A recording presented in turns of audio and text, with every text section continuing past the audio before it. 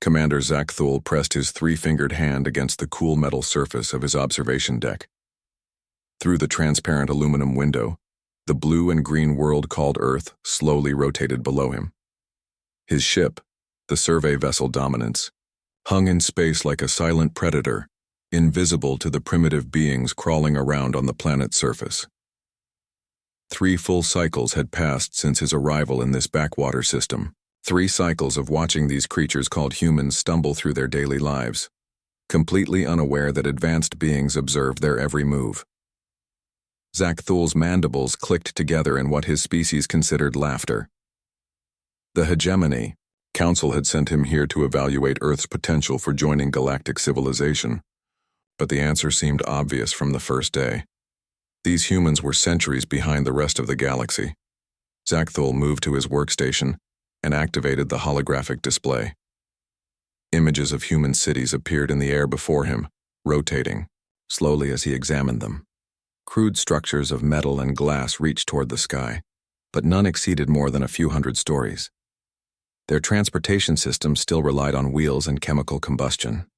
Most amusing of all, they still fought wars with projectile weapons that threw small pieces of metal at each other.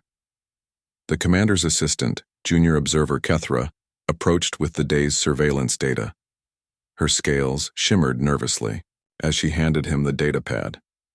"Sir, the humans have launched another primitive rocket today," she reported. "It appears to be carrying supplies to their orbital station." Zakthul examined the data with growing amusement. The human rocket was massive, wasteful, and incredibly slow compared to even the most basic hegemony transport. It took them tremendous effort and resources just to reach their own planet's lower orbit. His ship could travel between star systems in the time it took humans to reach their moon. "Look at this," Zakthul said, pointing to the display. "They strap themselves to controlled explosions and hope for the best. They have no gravity manipulation, no plasma drives, no quantum tunneling. They're like children playing with fire sticks." Kethra nodded agreement, but something in her expression suggested uncertainty. "Sir, I have noticed some unusual patterns in their communications. Their radio signals show remarkable complexity, and their computer networks are quite extensive." Zakthul waved a dismissive hand. "Complex for primitives, perhaps. But remember, young Kethra, complexity does not equal advancement. A nest of insects might seem complex to another insect, but it remains a simple thing to those who have evolved beyond such crude beginnings." The commander turned back to his observations, watching as human aircraft crawled across the planet's surface like metal insects. Their fastest military jets moved at speeds that wouldn't impress a hegemony cargo hauler. Their weapons were laughably primitive, chemical explosives and kinetic projectiles. No energy shields, no plasma cannons, no quantum disruptors. They were barely more advanced than the Stone Age species the hegemony had encountered on the rim, worlds. What Zakthul didn't know was that far below on Earth's surface, Dr. Lisa Martinez was staring at her computer screen with growing excitement. The radio telescope array she managed had been picking up unusual signals for months. The patterns were too regular to be natural phenomena, too complex to be random noise. Something was out there, and it was watching Earth. In a secure facility, buried deep beneath the Colorado mountains, Colonel Jake Morrison studied radar data that officially didn't exist. His screens showed a persistent anomaly in Earth's orbital space, something large, metallic, and definitely not supposed to be there. The object had appeared 3 months ago and hadn't moved since. It was clearly artificial, clearly advanced, and clearly not human. Dr. Ben Parker sat in his laboratory at MIT, surrounded by equations that most humans couldn't understand. He was part of a small team that had been quietly preparing for this possibility for decades. While the public debated whether alien life existed, Parker and his colleagues had been developing protocols for first contact. They knew humanity wasn't alone in the universe. They had been waiting for the Watchers to reveal themselves. Backing. On the Dominance, Zakthul continued his report for the Hegemony Council. His fingers moved across the holographic interface as he documented humanity's technological limitations. No faster-than-light travel, no advanced materials beyond basic metal alloys, no energy weapons, No artificial intelligence beyond simple computer programs. No genetic engineering. No planetary engineering capabilities. Recommendation, he dictated to the ship's computer. Species designation human shows no potential for advanced civilization within the next 5 centuries. Technological development rate is extremely slow. Military capabilities are limited to chemical explosives and projectile weapons. Social structure is fragmented into competing nation-states. Recommend classification as developing world with checkback in 200 standard years. Kethra watched her commander with growing unease. During her time observing the humans, she had noticed things that Zakthul seemed to miss. Their adaptation rate was remarkable. Their technology might be primitive, but it advanced incredibly, quickly. In just the 3 months they had been watching, human computers had become noticeably faster and smaller. Their space launches had become more frequent and efficient. Their communications networks had expanded across the planet. But what troubled her most was something else entirely. For the past week, she had detected subtle changes in human behavior. Military personnel were working longer hours. Scientists were holding more meetings. Government officials were having encrypted conversations that even hegemony technology couldn't decode easily. It was as if the humans knew they were being watched. That was impossible, of course. The dominance's cloaking system was based on quantum field manipulation that primitive species couldn't detect. The humans barely understood basic physics. They couldn't possibly know about the ship hanging invisibly above their world. What Kethra didn't realize was that the dominance's cloaking system had been malfunctioning for weeks. A microscopic crack in the quantum field generator was causing energy leakage. Not enough to make the ship visible, but enough to create detectable distortions in space-time. Dr. Martinez's radio telescopes were picking up these distortions. Colonel Morrison's radar systems were tracking the gravitational anomaly. Dr. Parker's team was analyzing the data and reaching an obvious conclusion. Earth was being observed by an advanced alien civilization. As Zakthul finished his report, he felt satisfied with his work. The humans were an insignificant species on an unremarkable world in an unimportant star system. The hegemony had more pressing concerns than babysitting primitive creatures who were centuries away from meaningful spaceflight. Let them play with their chemical rockets and metal bullets. Let them fight their little wars over scraps of land and fossil fuels. In a few hundred years, if they managed not to destroy themselves, the hegemony might check on them again. The commander sealed his report and transmitted it to the council through the quantum communication array. Soon, the dominance would leave this system and move on to more important survey missions. Earth would be left alone to develop naturally, assuming it could avoid the fate of most primitive worlds, self-destruction through warfare or environmental collapse.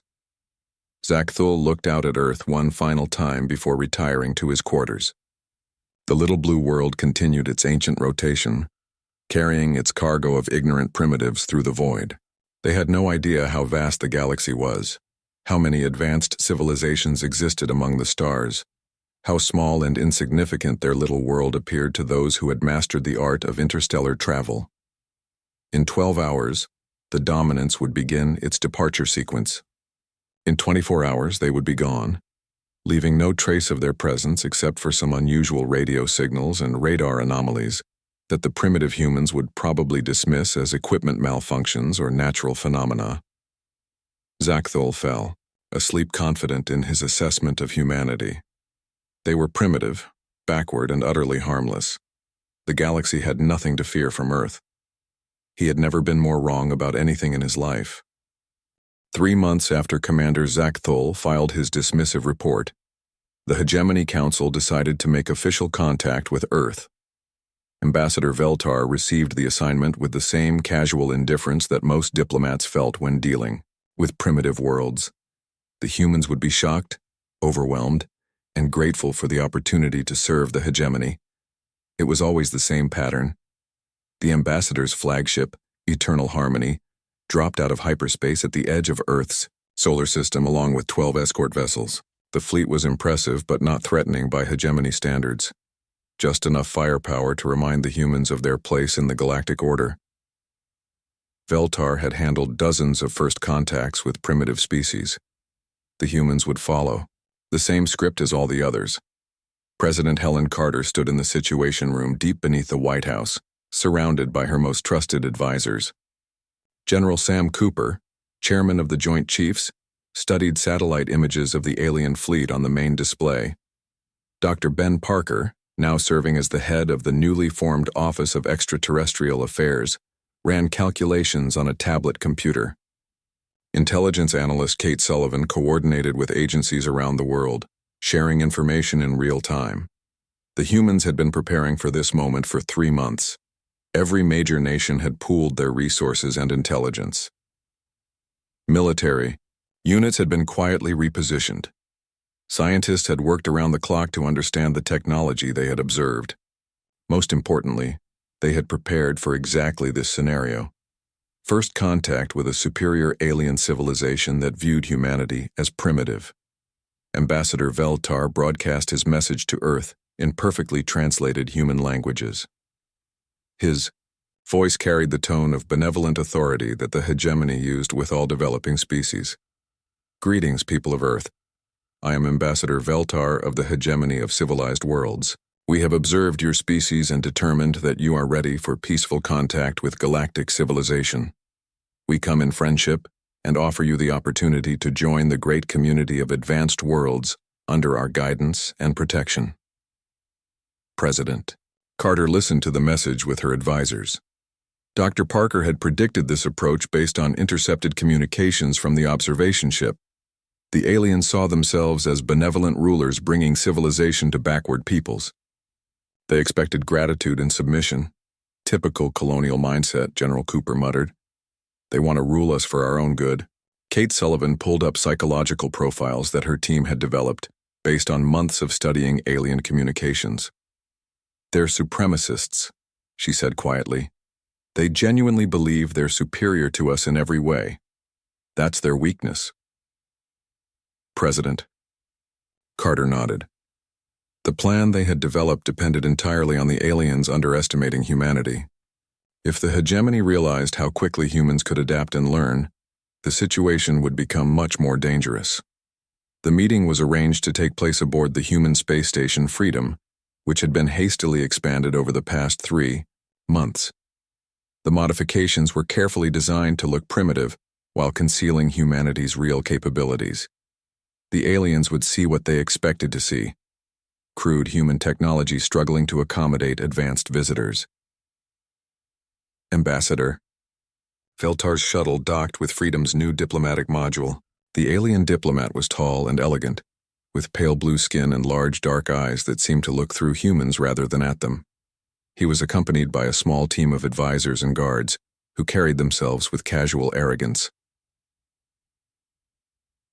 President Carter greeted the ambassador in the station's main conference room. The space had been designed to look impressive to humans while appearing primitive to aliens. The furniture was solid wood rather than the advanced materials humans were actually capable of producing. The computer displays showed basic graphics instead of the sophisticated interfaces that human technology could generate. "Welcome to our station, Ambassador Veltar," President Carter said with diplomatic courtesy. "We are honored by your visit." The alien diplomat looked around the conference room with barely concealed amusement. Everything confirmed his expectations. The humans had clearly pushed their primitive technology to its limits just to create this crude meeting space. Their leader appeared nervous and overwhelmed, exactly as primitive species always did during first contact. "Thank you for receiving us," Veltar replied. "Your efforts to accommodate our meeting are commendable given your technological limitations." Dr. Parker leaned forward with apparent curiosity. "We're fascinated by your technology, Ambassador. Your ships are remarkable. How do you achieve faster-than-light travel?" Veltar's advisors exchanged amused glances. The primitive human scientist was asking the same questions that all developing species asked. They wanted to understand advanced technology that was far beyond their comprehension.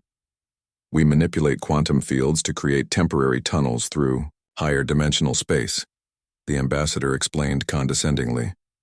"The mathematics involved are quite complex. I doubt your current scientific understanding could grasp the principles involved." Dr. Parker nodded eagerly, playing his role perfectly. "Fascinating. And your energy weapons?"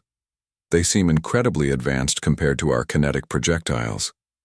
Plasma containment systems channel superheated matter into directed energy streams, another alien advisor explained. Far more efficient than the chemical explosives your species still uses. Kate Sullivan asked innocent questions about hegemony military organization, while General Cooper inquired about their defensive capabilities. The aliens answered freely, enjoying the opportunity to demonstrate their superiority to primitive humans. They described their shield systems, their ship classifications, their standard tactical doctrines, and their communication protocols. Every word was being recorded and analyzed by human intelligence services around the world. Linguists were studying alien speech patterns. Military analysts were noting every detail about hegemony capabilities. Scientists were building theoretical models of alien technology based on the descriptions they were hearing. After several hours of discussion, Ambassador Veltar presented the formal terms of Earth's integration into the hegemony. The document was displayed on a holographic projector that made the humans gasp in apparent wonder at the advanced technology. The terms were exactly what Dr. Parker's team had predicted. Earth would become a protectorate under hegemony guidance. Human governments would be dissolved and replaced by appointed administrators. Earth's resources would be managed by hegemony corporations for the benefit of galactic civilization. Humans would be educated in proper behavior and given opportunities to serve in appropriate roles within the greater community. President Carter read through the terms carefully, her expression showing the appropriate mixture of awe and concern. These terms are quite comprehensive, Ambassador. This is a decision that affects all humanity. We would need time to discuss this with our various world leaders. Veltar nodded graciously. Of course, we understand that primitive species need time to process such momentous changes. However, I should point out that integration into the hegemony is not optional. The galaxy is a dangerous place for unprotected worlds. Species that attempt to develop independently often destroy themselves through warfare or environmental collapse. Checked. Threat was delivered with perfect diplomatic courtesy, but the message was clear. Submit to the hegemony or face the consequences. We appreciate your concern for our welfare, President Carter replied. How much time can you give us to consider? Your generous offer? The ambassador consulted with his advisors in their own language, apparently discussing the matter. In reality, they were following standard protocol for primitive species. Most took several weeks to overcome their initial shock and accept the inevitable. We can grant you 1 standard month to prepare your world for integration, Veltar announced. This should be sufficient time for your leaders to understand the benefits of joining galactic civilization. President Carter nodded gratefully. Thank you for your patience, Ambassador. We will give your proposal the careful consideration it deserves. The alien delegation departed with satisfaction. Everything had proceeded exactly as expected. The humans were properly intimidated by hegemony technology and would spend the next month convincing themselves that submission was their only realistic option. When the fleet returned, Earth would be ready to accept its place in the galactic order. The alien shuttle departed from Freedom Station. President Carter turned to her advisors. The diplomatic masks dropped immediately. Did we get everything? She asked. Kate Sullivan checked her communication devices. Every word recorded and transmitted to analysis teams worldwide. We've got detailed descriptions of their technology, military organization, and standard operating procedures. General Cooper was already reviewing tactical data. Their shield systems are designed to stop energy weapons and high-velocity projectiles, but they don't seem to have considered chemical explosives or low-velocity kinetic impacts. Dr. Parker was making notes on his tablet. Their quantum field technology is impressive, but I think we can develop countermeasures. They've essentially given us a roadmap to their most advanced systems. The moment Ambassador Veltar's shuttle left Earth's orbit, humanity began the largest crash military program in its history. President Carter activated protocols that had been developed in secret over the past 3 months. Within hours, every major nation on Earth was working together with a unity that had never been seen before. Dr. Ben Parker found himself in charge of the most important scientific project since the Manhattan Project. His team had grown from a dozen researchers to over 10,000 scientists, engineers, and technicians from around the world. They had one goal: turn humanity's primitive technology into weapons that could hurt the hegemony. The breakthrough came on day 3. Engineer Maria Santos was studying the aliens' description of their shield systems when she realized something important. The hegemony had designed their defenses to stop the kinds of weapons that advanced civilizations used: energy beams, plasma, bolts, and high-speed projectiles moving at significant fractions of light speed. But humans didn't fight like advanced civilizations. "Look at this," Maria told Dr. Parker, pointing to her calculations. "Their shields work by deflecting or absorbing high-energy attacks. But what happens if we hit them with something slow and heavy?" Dr. Parker studied her work with growing excitement. Chemical explosives, kinetic weapons, things that move slowly, enough to pass through their shield frequency. Exactly. They're protected against lasers and plasma cannons, but not against a good old-fashioned bomb. The discovery changed everything. Humanity's backward technology wasn't a weakness. It was an advantage that no one in the galaxy would expect. General Cooper coordinated the military buildup from a command center buried 3 miles beneath the Rocky Mountains. Every available factory was converted to military production. Shipyards that normally built cargo vessels started constructing warships based on alien technology that Dr. Parker's team was reverse engineering at incredible speed. The key was humanity's greatest strength: adaptation. While other species had spent thousands of years perfecting their technology, humans were used to rapid change. They had gone from horse-drawn carriages to spacecraft in less than a century. Now they were applying that same innovative spirit to alien technology. Captain Steve Wagner stood on the bridge of humanity's first faster-than-light vessel, the USS Independence. The ship looked crude compared to hegemony vessels, all angles, and armor plating instead of elegant curves. But underneath the primitive appearance was technology that would have shocked Ambassador Veltar. Human engineers had studied the aliens' descriptions of quantum field manipulation and built their own version. It was rougher and less efficient than hegemony technology, but it worked. The Independence could travel between stars, and more importantly, it could do so without the energy signature that hegemony sensors expected from advanced vessels. Kate Sullivan coordinated intelligence operations from a facility that officially didn't exist.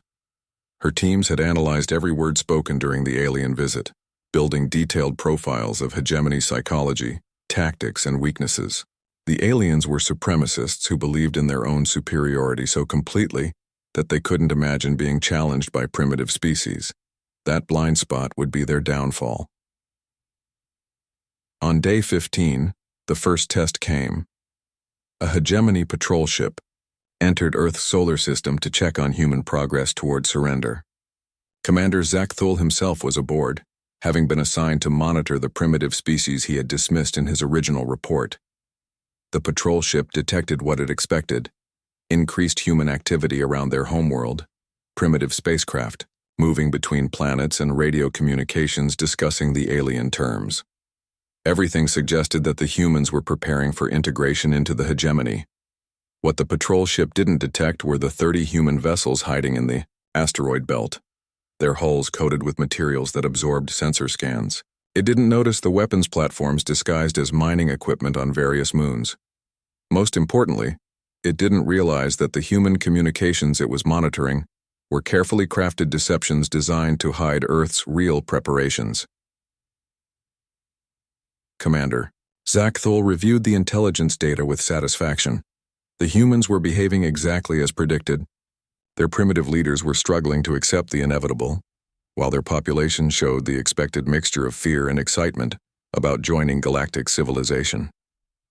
"Sir," his communications officer reported, "we're receiving a transmission from the human homeworld. It appears to be directed at our vessel." Zakthul was mildly surprised. The humans weren't supposed to know about the patrol ship, but perhaps their crude sensors had detected something. The transmission came from Dr. Ben Parker, speaking from what appeared to be a primitive Earth laboratory. "Greetings to the hegemony vessel. We know you're monitoring our preparations. We want to assure you that Earth is working hard to meet Ambassador Veltar's requirements. We have some questions about the integration process if you have time to discuss them. The commander was amused. The primitive human scientist wanted reassurance about the coming changes. It was typical behavior for developing species. They always needed their hands held during the transition period. "This is Commander Zach Fool of the Hegemony Survey Corps," he replied. "I am authorized to answer questions about your integration process." For the next hour, Dr. Parker asked detailed questions about hegemony procedures, technology, and organization. The human seemed particularly interested in military protocols and ship classifications. Zach Thule answered patiently, enjoying the opportunity to demonstrate hegemony superiority to the primitive scientist. What the commander didn't realize was that every answer was being recorded and analyzed by human intelligence services. Dr. Parker's questions were carefully designed to extract maximum information about hegemony capabilities and weaknesses. The aliens' casual superiority made them incredibly generous with classified information. On day 28, Ambassador Veltar's fleet returned to Earth's solar system, expecting to collect humanity's surrender. The ambassador had spent the month visiting other primitive worlds, secure in the knowledge that Earth would be ready for integration when he returned. The alien fleet took position in Earth's outer system and began broadcasting surrender demands. Ambassador Veltar expected the humans to respond with nervous acceptance and requests for guidance on the integration process. Instead, he received a transmission from President Carter aboard the space station Freedom. But this time, the human leader didn't appear nervous or overwhelmed. Her voice was calm and steady as she delivered humanity's response. "Ambassador Veltar, we have carefully considered your offer to join the hegemony. After extensive discussion with our world leaders, we must respectfully decline. Earth chooses to remain independent." The alien bridge fell silent. This wasn't supposed to happen. Primitive species didn't refuse hegemony protection. They didn't have the technology or military capability to survive on their own. "President Carter," Ambassador Veltar replied with forced patience, "I don't think you understand the situation. The galaxy is dangerous for unprotected worlds. Your species needs hegemony guidance to survive." "We understand perfectly," President Carter responded. "We also understand that you need to leave our solar system immediately." The alien crew exchanged confused glances. The human leader was making demands as if Earth had some kind of military capability that could threaten a hegemony fleet. It was absurd. "President Carter, you appear to be confused about the balance of power here," the ambassador said coldly. "Your primitive weapons cannot threaten advanced hegemony vessels. I strongly recommend that you reconsider your position." That's when Captain Steve Wagner's voice cut across the communication channel. "This is Captain Wagner of the USS Independence to the hegemony fleet. You have 10 minutes to begin leaving our solar system." Ambassador Veltar's tactical officer quickly scanned the area around their fleet. His sensors showed nothing except empty space and distant asteroids. "There are no human vessels in this region," the officer reported. "Their largest ships are still in orbit around their homeworld." "Independence to hegemony fleet," Captain Wagner's voice continued. 9 minutes remaining. Ambassador Veltar was growing annoyed with the human bluff. He was about to order his fleet to begin bombardment of Earth when his tactical officer's voice rose to an alarmed shout. "Sir, I'm detecting massive energy signatures throughout the system. Multiple contacts decloaking around our position." The main display lit up with red warning indicators as 30 human warships appeared around the hegemony fleet.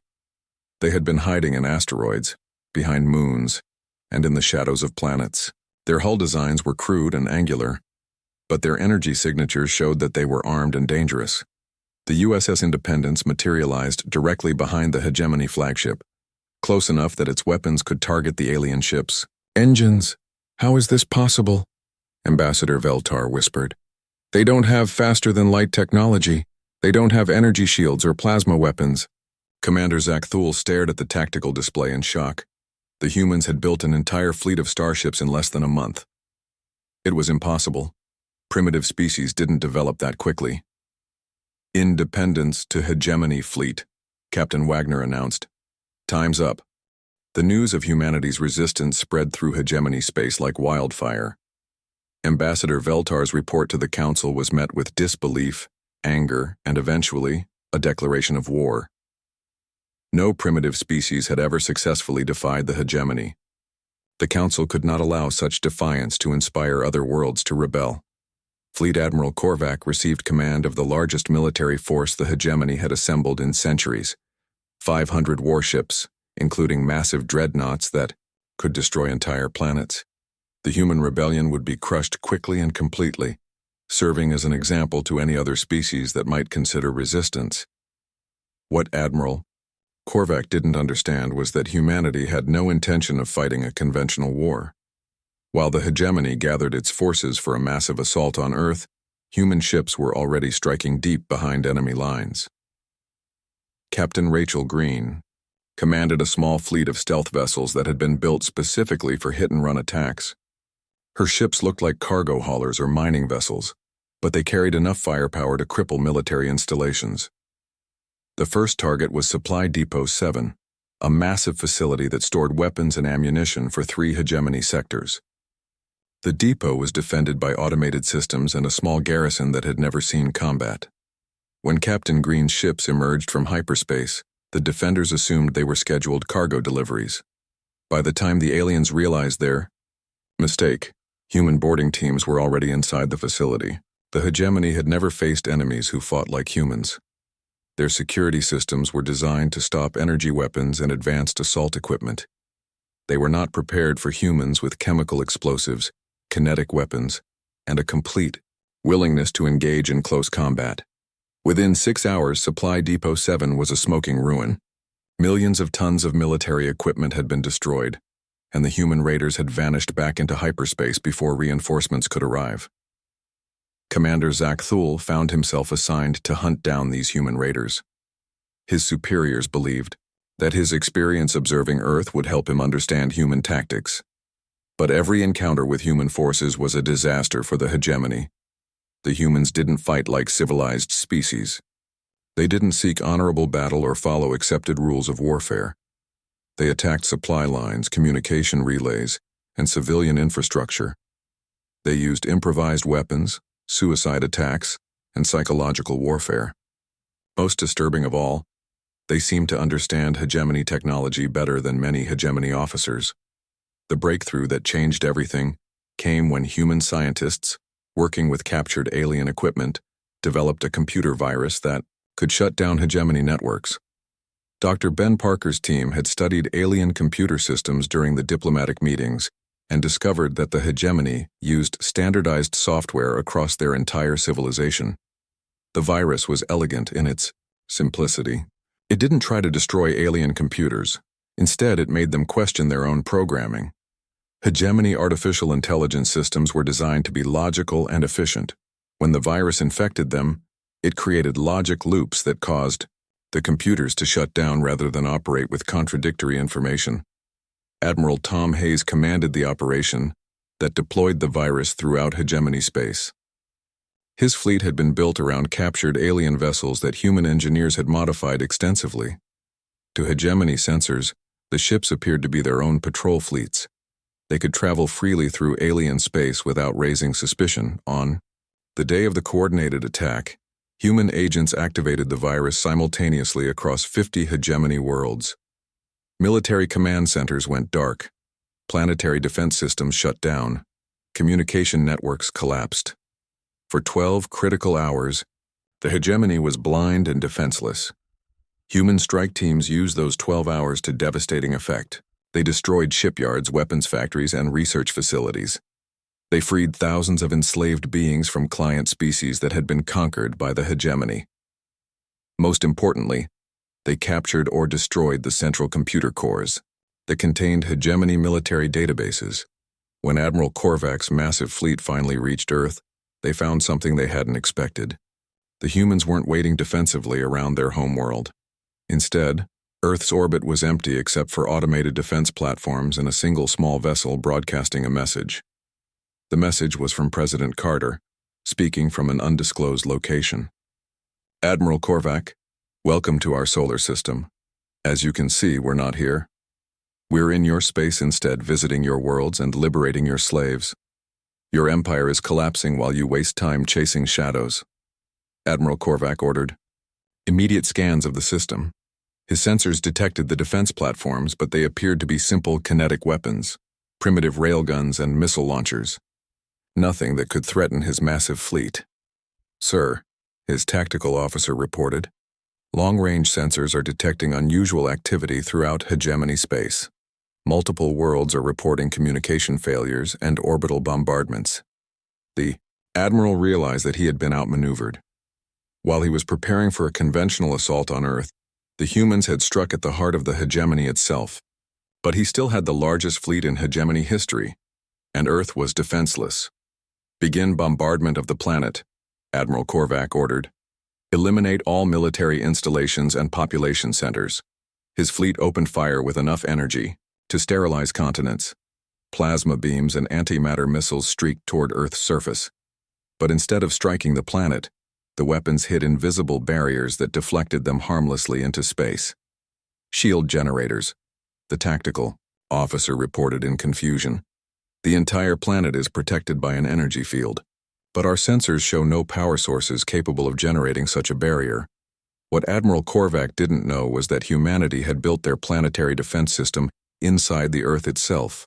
Massive geothermal generators tap directly into the planet's core, providing virtually unlimited power. The shield system was hidden in deep underground facilities that appeared to be natural cave systems to alien sensors. While the hegemony fleet wasted energy trying to penetrate Earth's defenses, human ships continued their rampage through alien space. Captain Rachel Green led an assault on the hegemony's primary shipyard, where half their fleet was constructed. Using captured alien identification codes, her ships approached the facility as returning patrol vessels. The shipyard's defenses didn't activate until human soldiers were already aboard the station. By then, it was too late. The humans planted charges throughout the facility's critical systems and escaped before the explosions began. The shipyard, along with dozens of partially completed warships, was completely destroyed. Meanwhile, other human teams were spreading chaos throughout the hegemony's client species. They broadcast messages revealing the truth about alien protection, that the hegemony was an empire built on slavery and exploitation. They provided weapons and training to resistance movements on dozens of worlds. The psychological impact was devastating. Species that had served the hegemony for centuries began to question their loyalty. Some openly rebelled, others simply stopped following orders from their alien masters. The hegemony's carefully constructed empire began falling apart from within. Admiral Korvac found himself fighting a war on 50 fronts simultaneously. His massive fleet was useless against an enemy that refused to engage in direct battle. Every time he moved to attack human forces, they vanished like ghosts, only to appear somewhere else and strike another target. The final blow came when human forces captured the Hegemony Council itself. Admiral Tom Hayes led a strike team directly to the capital world, using modified alien ships to penetrate the planet's defenses. The council members were taken prisoner without firing a shot. Their guards had abandoned their posts when the planetary defense network shut down due to the virus. With their leadership captured and their military in chaos, the remaining hegemony forces began surrendering to human commanders. Some alien officers, like Commander Zakthul, requested asylum rather than face punishment for their failures against humanity. Within 6 months of declaring war on Earth, the hegemony of civilized worlds had ceased to exist. In its place stood a new galactic order led by the species that everyone had dismissed as primitive. The humans had inherited the galaxy not through conquest, but through the simple demonstration that even the most advanced civilizations could fall to determined enemies who refused to accept defeat. Admiral Korvac sat in a human prison cell, staring at the walls and trying to understand how everything had gone so wrong. His species had ruled the galaxy for thousands of years. They had the most advanced technology, the largest fleets, and the most sophisticated military doctrine. But they had never faced an enemy like humanity. They had never encountered a species that could adapt, improvise, and overcome any obstacle. Through sheer determination and creativity, the hegemony had built their empire on the assumption that technological superiority guaranteed victory. The humans had proven them wrong. 6 months after the fall of the hegemony, former Commander Zach Thule sat on a simple wooden bench in Refugee Camp 7 on the human colony world of New Geneva. The irony was not lost on him that he now depended on the charity of the species he had once dismissed as primitive savages. Around him, thousands of former hegemony military personnel lived in basic shelters, waiting to learn their fate from their new human overlords. But the humans had surprised everyone again. Instead of revenge or exploitation, they offered something the galaxy had never seen before: genuine mercy combined with justice. Zach Thule watched human children playing with alien younglings in the camp's recreation area. A small hegemony child with pale blue skin chased a human boy around playground equipment while their parents talked nearby. 6 months ago, such a scene would have been impossible. Hegemony doctrine taught that mixing with primitive species was dangerous and degrading. Now Zach Thule was beginning to understand that the hegemony had been wrong about many things. Dr. Lisa Martinez walked through the camp with her usual calm professionalism. As director of the Interspecies Research Institute, she visited the refugee camps regularly to interview former hegemony personnel. Her goal was to understand alien technology and society, so that humanity could govern the galaxy more effectively than their predecessors. She approached Zach Thule's bench and sat down beside him. The former commander tensed slightly. He still wasn't comfortable being so close to humans. But Dr. Martinez had always been polite and respectful during their previous meetings. "Good morning, Commander," she said, using his former rank out of courtesy. "How are you adjusting to life here?" Zach Thule considered the question carefully. "It is strange," he admitted. "Your people treat us better than we treated our own client species. I do not understand why." Dr. Martinez smiled. "Because cruelty creates more problems than it solves. We learned that lesson from studying the hegemony's mistakes." She pulled out a tablet computer and showed him images of former hegemony worlds. Cities that had been in ruins 6 months ago were now bustling with activity. Alien species that had been enslaved for centuries were working alongside human advisors to rebuild their civilizations. The hegemony controlled through fear, Dr. Martinez explained. But fear only works until someone stronger comes along. We're trying something different. Cooperation based on mutual benefit. Zach Thule studied the images with growing amazement. On his homeworld of Kepler Prime, his own, people were working with human engineers to develop new technologies. Former hegemony scientists were teaching at human universities while human researchers shared their knowledge freely with alien colleagues. It was the opposite of everything the hegemony had taught about primitive species. "In my original report about your species," Zach Thule said quietly, "I recommended that Earth be classified as developing world with no potential for advancement. I said your technology was crude, your society was fractured, and your military was laughably primitive." Dr. Martinez nodded. "I've read your report. It was quite thorough, if completely wrong in its conclusions." "How did I miss so much?" The former commander asked. "How did my entire species fail to understand what humans were capable of?" Dr. Martinez thought for a moment before answering. "You looked at our technology and saw primitiveness, but you didn't understand that our real strength was never our machines. It was our ability to adapt and improvise. Every challenge makes us stronger. Every setback teaches us something new." She gestured toward the human city visible beyond the refugee camp. New Geneva had been built in just 4 months, using a combination of human engineering and alien technology. The architecture was unlike anything seen before in the galaxy. Functional yet beautiful, advanced yet somehow organic. "Your species spent thousands of years perfecting your technology," Dr. Martinez continued. "You became very good at doing things one way. But humans are used to change. We've had to adapt constantly throughout our history. When we encountered your technology, we didn't try to copy it exactly. We took what was useful and made it better." Zach Thule watched a human transport ship landing at the city's spaceport. The vessel was clearly built using modified hegemony technology, but its design was distinctly human. It was more efficient than comparable alien ships, used less energy, and could carry larger cargo loads. "Your people have accomplished in 6 months what the hegemony couldn't do in 6 centuries," he said with grudging admiration. You've created a galactic government that actually works. The human approach to governing the galaxy was revolutionary. Instead of ruling through force, they had established a federation of independent worlds that chose to work together.